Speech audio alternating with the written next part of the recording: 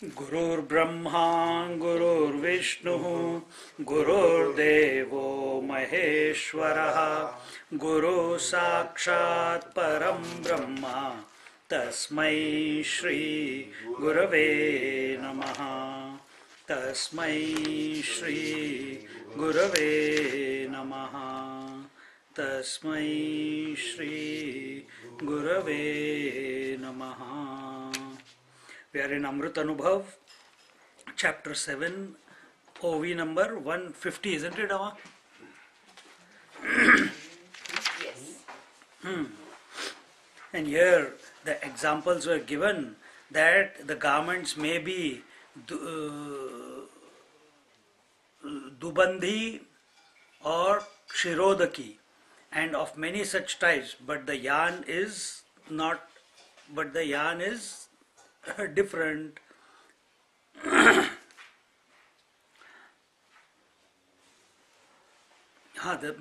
Yarn is not different. The thread that goes into making the different types of cloths of different shapes and different colors, but the thread is the same. And in the same way, the whole world of names and forms is, which we see as multiplicity, but the essence of it, as the thread is of the various cloths, the Paramatma is of the whole world.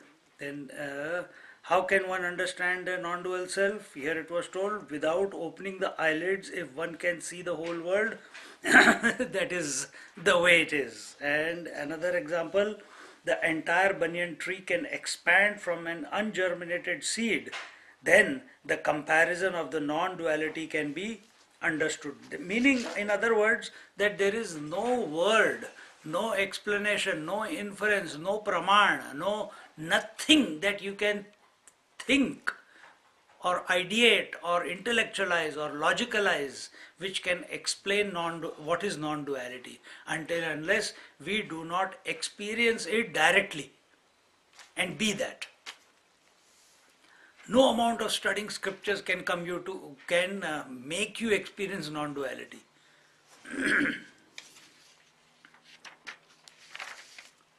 Now a new thought is introduced as to how long will this manifestation of multiplicity continue.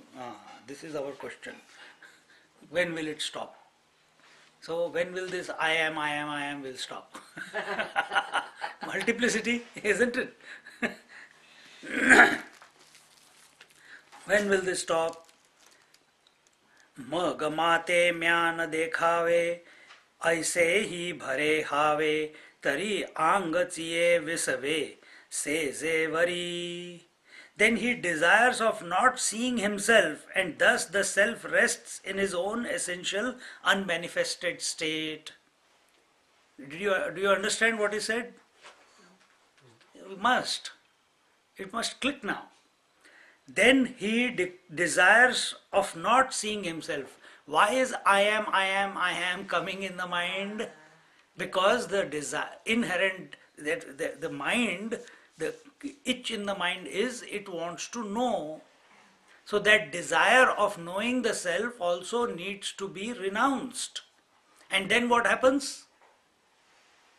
Then the self rests in the self. Those thought waves also subside. And what is this unmanifest state? What is this unmanifest state? Unmanifest state is of the mind. Unmanifest state is of the mind. The thoughts subside, but it is a conscious unmanifest state. Deep sleep is an ignorant unmanifest state. Abiding in the self is a conscious samadhi. When one gets tired of the day's activities, one gets into deep sleep, the daily pralaya, to get out of the tiredness. This is our daily experience. At the cosmic level, it is called pralaya. There are different kinds of pralayas. One is the daily nidra or deep sleep. The second is the mahanidra, that is death.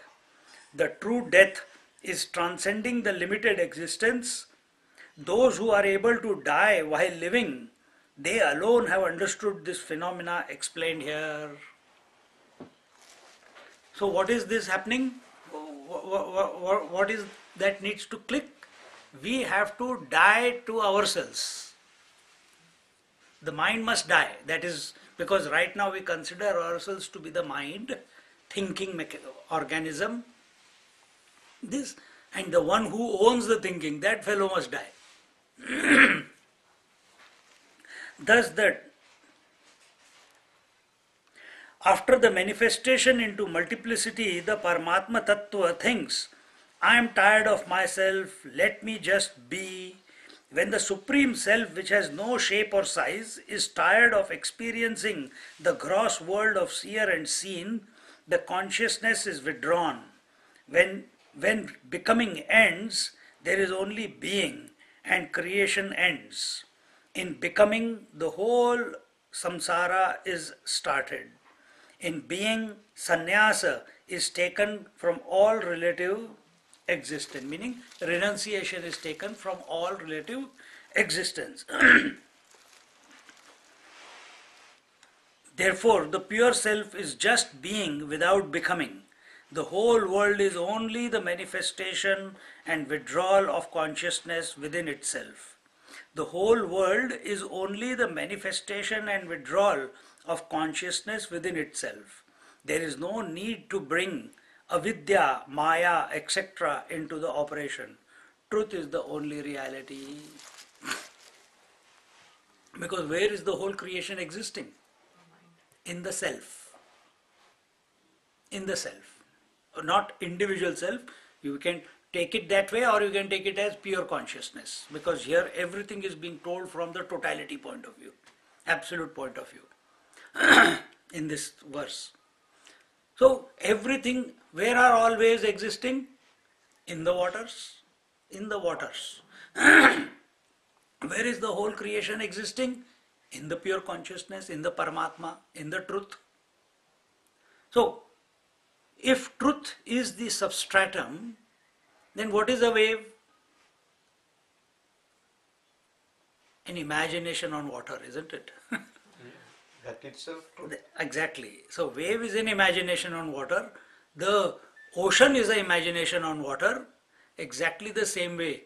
The gods are imagination on that reality from the totality point of, if you take the total conditioning, and from the individual conditioning, the individuality and the mind, including space, air, fire, water, earth, body, etc., breath, mind, intellect, all these are imaginations, if we take it that way.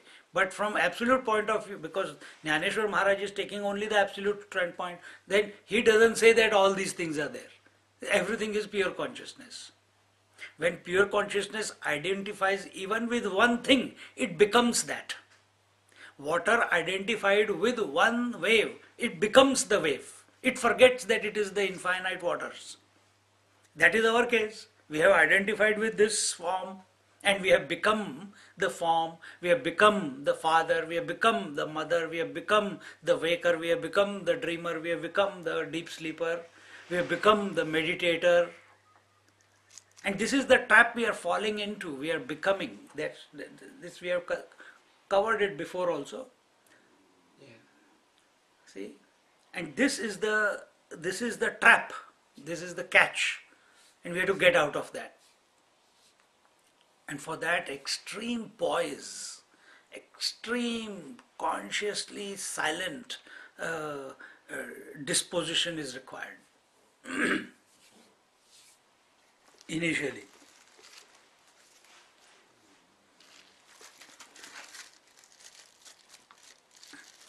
So from Jnaneshwar Maharaj's point of view, there is nothing called avidya, there is nothing called maya, there is only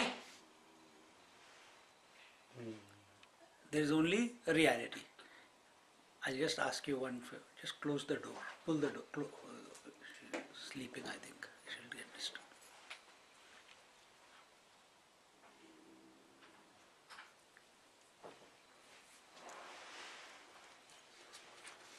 So from his point of view, avidya means what? Remember this always. What is avidya? Not ignorance.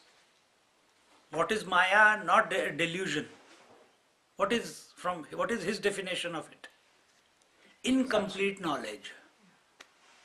What is complete knowledge equal to? Wisdom. Incomplete knowledge cannot be about the truth. It can only be about the world. It can only be about the imaginations. It can be incomplete knowledge is always about something that begins and ends. Something that is ephemeral, that is empirical. And wisdom is all inclusive. This is explained by a few examples in the next three OVs. In themselves, the examples serve to effortlessly glide into contemplation. Wow. पातयाची मिठी पढ़िलिया कीजे दिठी आपुलियेची पोटी rigoni ase.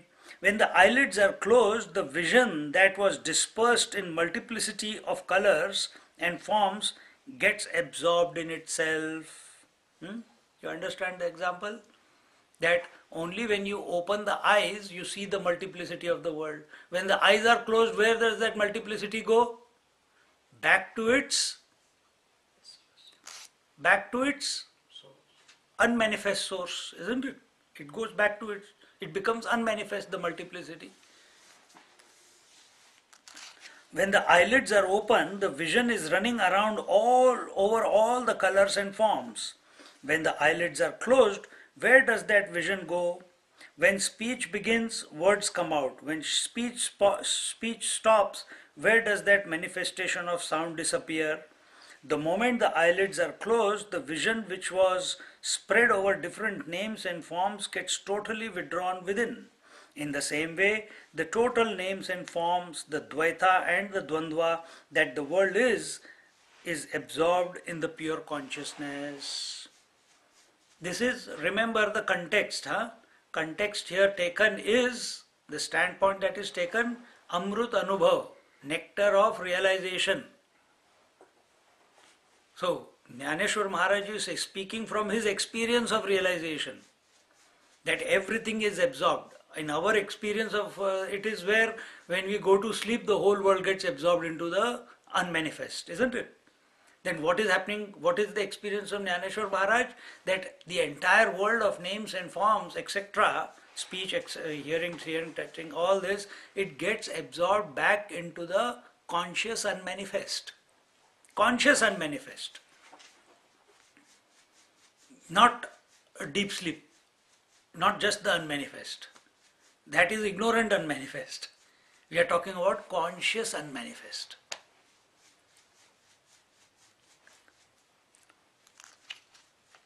Dirgham pranavam ucharya manorajyam viliyate. This comes in the 4th chapter, I think, of Panchadashi. Take a long Omkara followed by the next and the next. Find out where one Omkara begins and where it ends, and where does the next begin. This very exercise will lead to such a contemplative mood that even the thought of doing the Omkara Japa will disappear. All the flights of fancy of the mind, all its agitations will subside. Viliyate. What is Manorajya? The habitual thinking of the mind. What does the mind think habitually about? Either memories or the world. It could be I am also. True. As it becomes sattvic, it will keep thinking, but it is addicted to thinking. What can you do? So if at all you have to think, that is what a japa sadhana is. If at all you have to, mind has the habit of thinking, don't force it to stop. If you force it to stop, it will react very severely afterwards. Then what do? We change the theme of the thought in the mind. What is the theme? You take any God's name or you take Omkara. From Vedic point of view, only Omkara, nothing else, because Omkara includes all other names, all other forms. It is the source. And how do you take it? How do you take it? With the outgoing breath. Why outgoing breath? Why not incoming breath? This should be on your fingertips now. I've said it so many times. Because outgoing breath is action, incoming breath is reaction. We don't want reaction, we want only action. And if Manorajya has to be stopped, you have to stop, put attention on the outgoing breath. Karmanyevadikaraste and mafaleshu kadachana. You put attention on the action and don't worry about what happens afterwards. Put your attention where the breath ends. And slowly, slowly this habitual thinking of the mind, viliyate, it will subside, it will disappear of its own accord. And just like after the meditation you were saying that it was disturbing, don't speak like in that language to yourself, that it was disturbing. No, it was not disturbing. I could observe that the mind was still caught. Today that was the contemplation, that you could watch that it was chanting, I am, I am, I am. But that is not, what was the word you used? That it was disturbed. It was not disturbed. Don't take that position. If you are taking the position the way Jnaneshwar Maharaj is saying, there cannot be any disturbance. You are all inclusive. You are continuously, even when you are telling me, you are taking the position of that absolute and watching that this is the expression of the mind. And neutral, be neutral.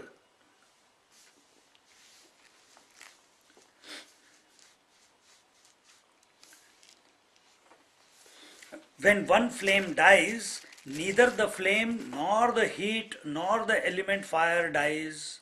It is only that it has become unmanifest at that particular point.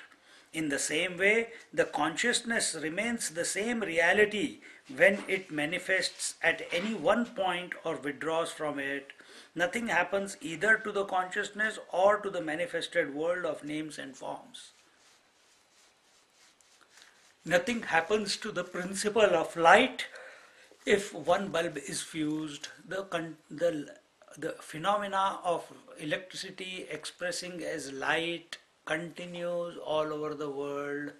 Only its manifestation as light in that one bulb, like in this chandelier, three, four bulbs are fused. So this is the location where they are fused, but everywhere else the light is still manifesting. Nothing has happened to the principle of light or the phenomena of light. Exactly the same way. Nothing has happened to water, but when one wave dies, the phenomena of water expressing as wave at that one location has become unmanifest. That's all. Right? When we take a cloth, there are so many wrinkles, we iron it, the capacity of the cloth to appear as a wrinkle has vanished or become unmanifest once it becomes, what you call, when it is iron. Now take the same example. The capacity of the pure consciousness to manifest as a life through one body, mind, intellect, organism, has become unmanifest. That is death. Take it even deeper. The capacity of the consciousness that you are, that I am, to express as thought at one particular point, that has become unmanifest. The capacity of the consciousness to express as breath, that has become unmanifest. The capacity of the consciousness to express as vision, which then appears as the multitude forms, that has become unmanifest. So then where has all the forms gone? Gone back to their source. What is the source? A dead man also has eyes, and you also have eyes. Your eyes are able to see the multitude of forms. The dead person's eyes are not able to see. What is the difference? So is it the eyes which are seeing, or is it the life which is expressing behind the eyes which is able to apprehend or see the forms or expresses the forms? So when Jnaneshwar Maharaj is saying that one absolute alone is expressing as everything, so it is here that absolute alone is expressing as life here, that life alone is expressing as seeing, hearing, touching, feeling, tasting, etc. That seeing is again multi-pointed, the speech is again multi-pointed, the hearing is again multi-pointed, the feeling is again multi-pointed. So it's one which has become many. That one which has become many. And when you, in this example, when you close the eyes, all the forms have gone back to their source. When a wave dies, where has it gone back? It has gone back to the water. When the ornament melts, where has the ornament gone? It has gone back to the gold. Then when a thought dies, where has it gone? It has gone back to the self. When the vision stops, where has it gone back? It has gone back to the self. When the body dies, where has the manifestation of the body gone back to? It has gone back to the self. Realizing this while living. Realizing this while living is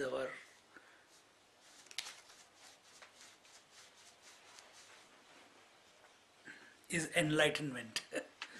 Why? Enlightenment is not after body leaves. It is before body leaves.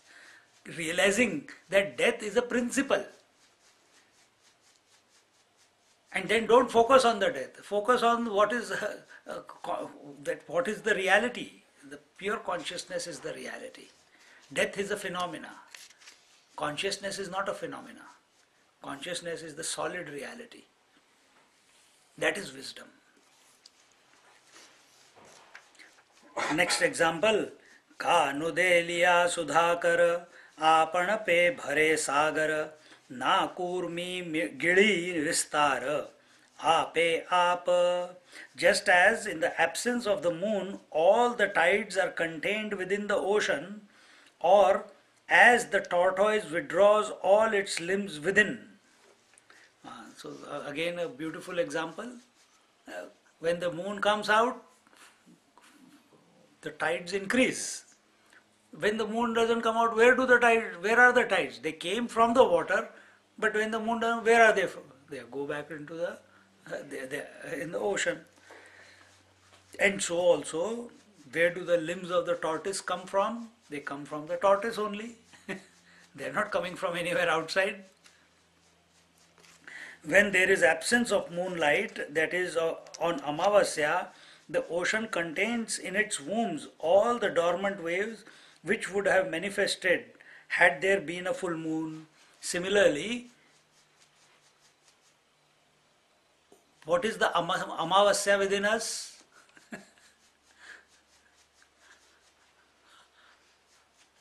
What is Amavasya within us? This is Samadhi. Samadhi.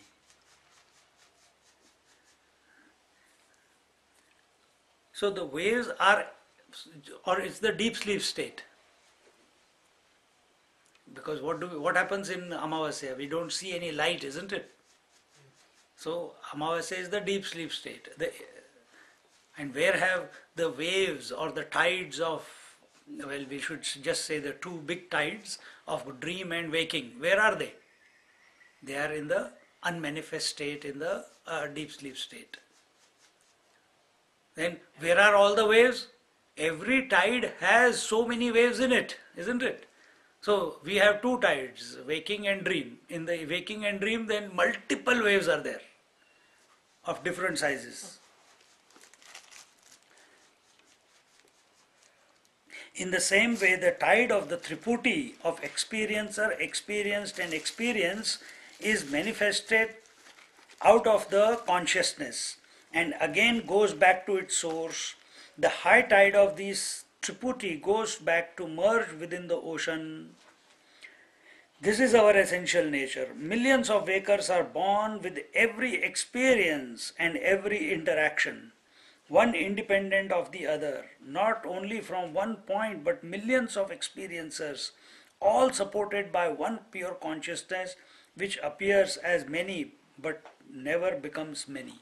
Now you think just in one unit, one waker, two tides, one waker and one dreamer. In the dream, you are that life becomes the dreamer and experiences so many people and animals in the dream. Each one is having his own mind, each one is manifesting his own consciousness, each person in the dream is having his own ego, individuality. Someone is seeking, someone is ignorant, someone is making property, someone is crying, someone is laughing. Everything. It's that one mind alone which is expressing as the entire variety. Where they all go when you wake up? Where do they all go?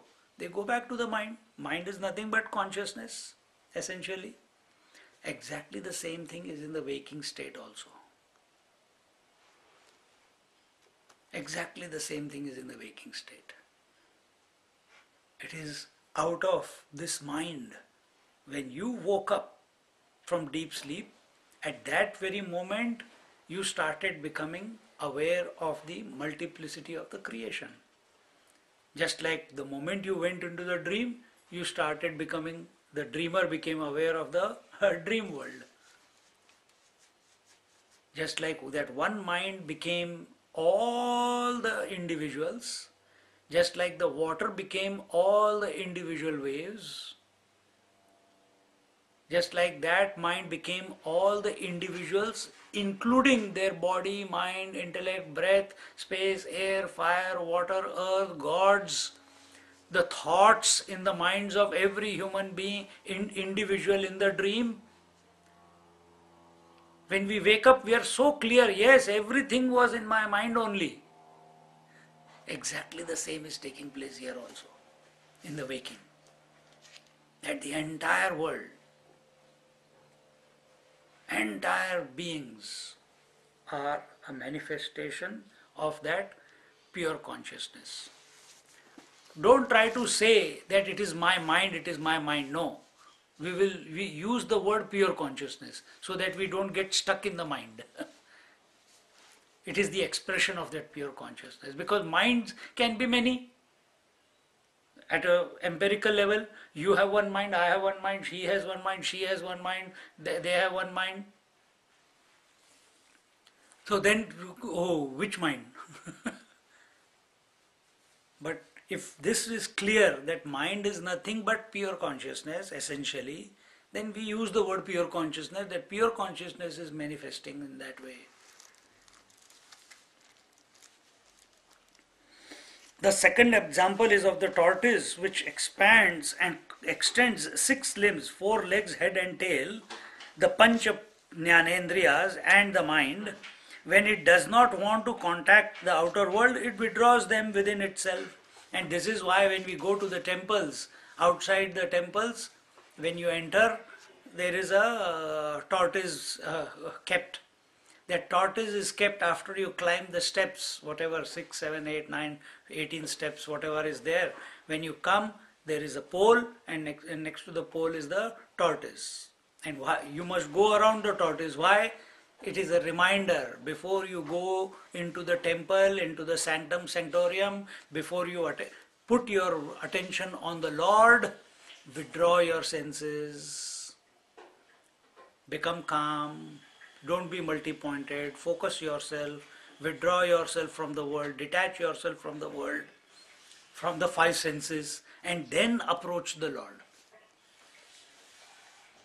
In the same way, the pure consciousness manifests in the form of knower-known knowledge, or withdrawn in the form of the absence of this trio. This is an eternal game. The wave, appearance and disappearance of the waves on the waters will never stop.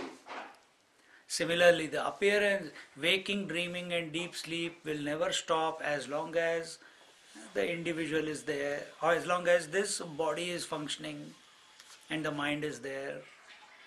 Even a realized man sleeps. Who sleeps? The mind sleeps. He doesn't sleep, but the mind sleeps.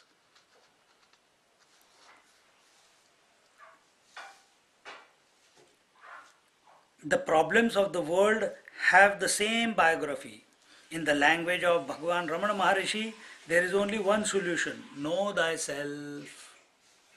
So, when people compare, my problems are greater than your problems, my miseries are greater than your miseries, my success is greater than your success, I am more ambitious, you are less ambitious, or I am richer than you are. It's all, whatever people say, beggar also has the same problem, the rich person also has the same problem, if looked at it from this point.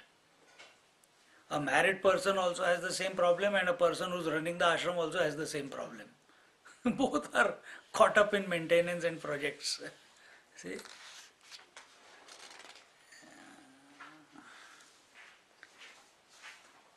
Then when will this all stop? You cannot make it stop. It has to be urvarukameva bandhanat mrityor bhukshiyamamradat. If you stop it, there will be a repercussion. Then the way to glide, to come to a point of recognition in spite of the waves, in spite of the thoughts, in spite of the multiplicity, is come to know yourself, be yourself. All modifications, health, disease, sukha, dukkha, etc. come and go. Therefore, let us leave the world where it is and accept everyone as he or she is, and learn to regard even imperfections as his glory. Let us love everyone, one and all. And this is only going to be possible when we take the position of the absolute. Because what is absolute? Unconditional love. What is unconditional love? Which accepts everything, rejects nothing, and retains nothing. That is unconditional love.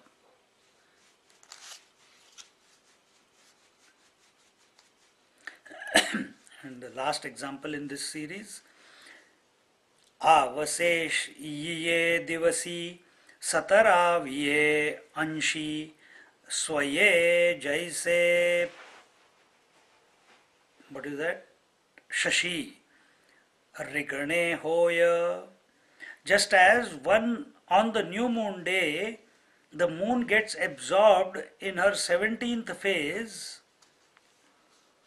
On the Amavasya night, all the 16 phases of the moon are absorbed in the 17th, just as the entire moonlight is absorbed in the absence of the moon from our vision. The total world of names and forms get totally absorbed in I, the pure consciousness, from where the whole world has begun or come. Okay? So moon is the same, but we experience it as the 16 phases, and on the Amavasya day, all of the 16 phases get absorbed in the Amavasya, no moon day. Similarly, all manifestations that we, as the waker, dreamer, deep sleeper, and the ongoing in the waking and dream, they all get, all personalities, all options, all multiplicity, everything gets absorbed back into the pure consciousness. Now the conclusion is given. What is that? तैसे दृश्य जिणता द्रष्टे पढ़िले जैता चिये कुटे तया नाववावटे आपणपया. When the objective world, drishya, is removed, the seer, drashta, gets the credit of conquering the objective world. In fact, this subjective existence without a triputi is the pure self. So again, to have the conclusion that drashta has conquered the drishya. It is a wrong conclusion because drashta and drishya are nothing but pure consciousness.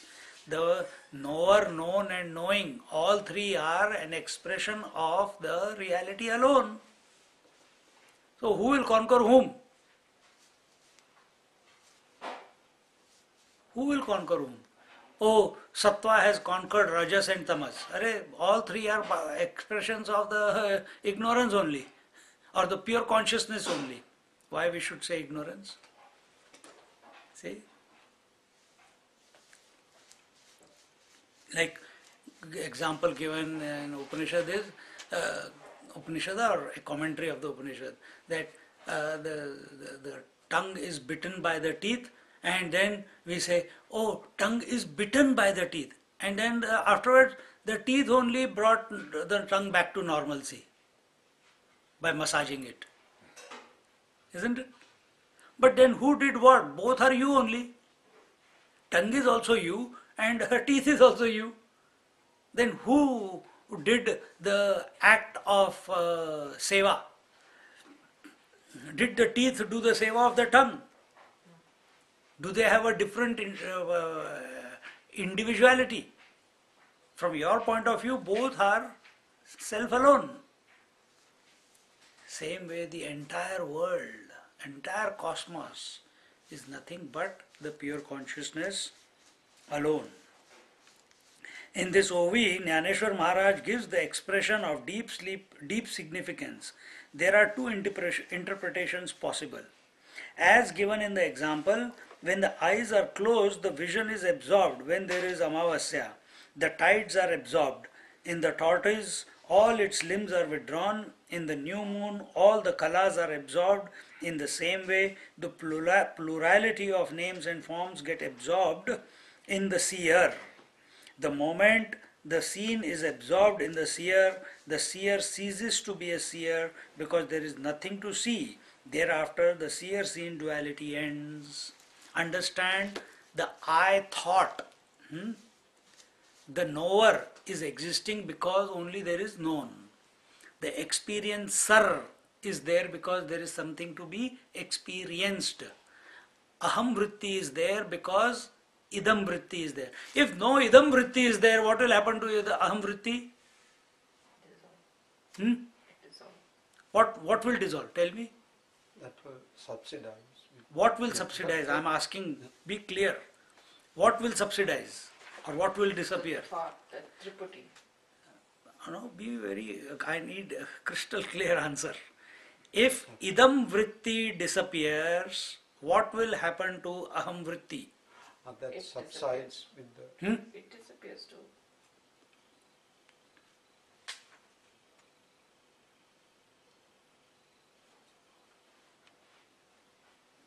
You're close, but no, you're not hit the jackpot. That subsides with What subsides?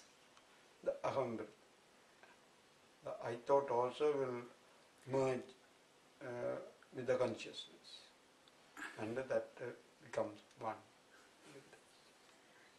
Okay, Because that is- correction.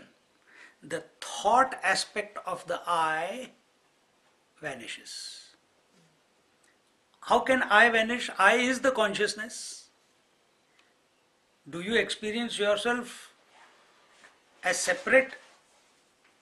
So, I, you are calling yourself, the ego is also I, the Jiva Bhav is also I, the witness is also I, the absolute is also I. You cannot remove the I. Then what vanishes? When there is no idam vritti, that means when there is no objectivity, the thought aspect of the I vanishes. When the thought aspect of the I vanishes, the I goes back to itself. Because now there is nothing to look. Thought appears. The I as a thought appears only when something to experience comes in front of it. A reflection appears in the mind, in the mirror, only when something goes in front of it. It will not say, now I feel like seeing Swamiji, even if he's not there, let me reflect him. It is not possible. And this feeling that the reflection, on one hand, the reflection is me, but at the same time, the distance between you and the reflection, there is a distance, isn't it? That same distance is between the I and the idam. It is an imaginary distance because of objectivity. And when that thought, objectivity dies away, the thought aspect of the I dies away, then where does everything go back? Everything was already that only, that reality. So that the duality that was appearing as if within that reality, that duality goes away, and what remains is the pure consciousness. And this is our journey.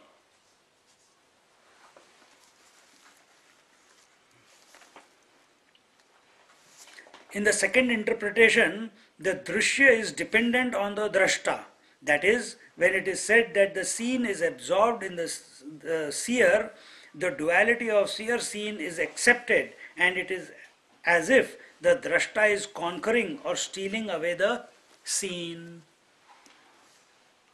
This is a fallacious interpretation. The ocean never has the thought that all the waves have come out of me and are going back in me. This is only the view of one of the waves. This is only the view of absolute from the relative angle. So all this entire book, entire scriptures are only a view of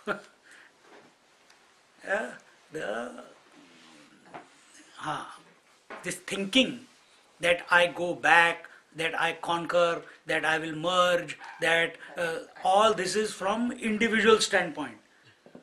Ocean never says, now I'm going to go back, I'm going to absorb the wave back into me, or now I'm going to express the wave out of me. It is the phenomena that is going on. It's happening, correct, it is happening. So in our life, the waking, dream and deep sleep, these three are phenomena which is taking place. They are happening. Don't become the owner of that. Isn't it? Don't become the owner of that. The seeing, hearing, touching, feeling, tasting, the moment eyes open, phenomena begins. Don't own the phenomena. The mind starts functioning, thoughts start coming. Don't own the thoughts in your mind. The moment you stop owning the thoughts, that very moment the objectivity will start going away. Then the last objective thought left is aham vritti. Even when there is nothing for the aham to hang on to, even the thought aspect of that aham will vanish. All these things have to happen. And when will they happen? When you take the standpoint of the absolute. You take the standpoint of the that you are that. Only then it will happen, in spite of everything going on. It takes a little bit of time, or it may happen straight away. Depends upon how you have conditioned yourself.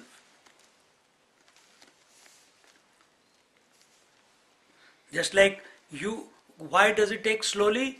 If you switch the fan off, the momentum of the fan will take some time to slow down and come to a stop. That is one way of looking at it, that it will happen slowly. Instantaneously, I am looking at you, very next moment I am looking at him, and I have dropped you. It's instantaneous. One moment I was dreaming, next moment I am awake. It's instantaneous. It doesn't happen slowly. One moment I am thinking of sleep, next moment I am in deep sleep. It's instantaneous. See? So this is also a part of the phenomena only. All thinking is a part of phenomena only. But these are the two options.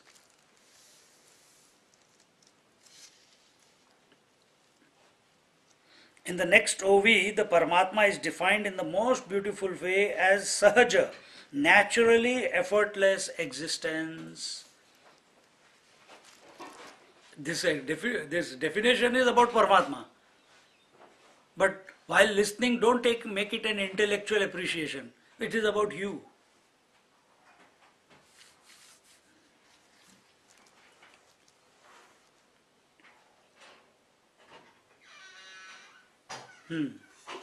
And in this way, you want to continue, or we look at it next time.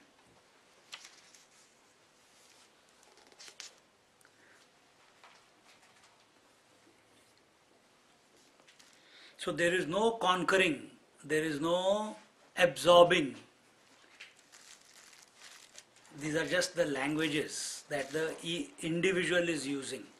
From absolute standpoint, sun doesn't say that I'm giving the light out, that I have got heat and light. It is a phenomena that is expressing, that is his nature. Similarly, manifestation and unmanifestation is the phenomena that is taking place in the reality. Nothing can be done about it. Manifestation of an individual, unmanifestation of that individual called death. It is a phenomena that is taking place. Therefore, no fear of death. Isn't it? Therefore, no fear of death. Because I am that eternal principle. I never come and gone. And get established in that. Then what fear and what seeking and what nothing. You are where you are. Sometimes I start my meditation seeing that I'm dead. From there only I start. Begin. Whatever works. Yeah. Whatever works. But the real death is of the thought, Yes. of the experiencer, of the desirer that I want to realize myself. That desire. But it must come to that point before you give up that. And for the very simple exercise that has been given is Pranavam Dirgha Ucharyam Mano Rajyam Viliyate.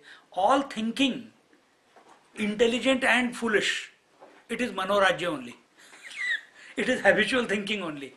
What people are thinking about the world and we are thinking about scriptures. They are having Manorajya of the worldly thoughts, we are having Manorajya of the scriptural thoughts. It is still Manorajya. Sattvic knowledge. But it is Manorajya only. Because Manorajya means habitual thinking. Yes, but when we do this, instead of many words given in the scriptures, as we come to I am, but then I am is erupting out of the mind all by itself. That is also Manorajya.